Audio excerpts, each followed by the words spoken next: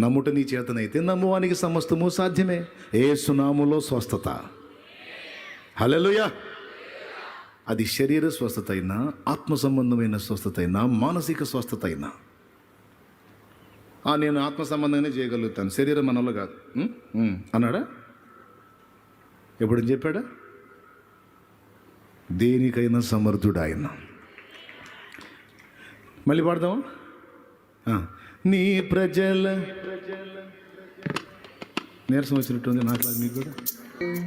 రాజాజ్ఞ మార్చింది నీవేనని, సంతోషంగా నీ ప్రజల నెమ్మదికై.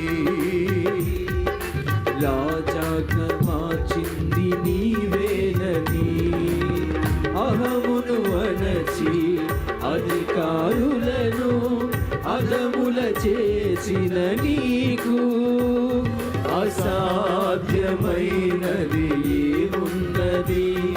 అసాధ్యమైనది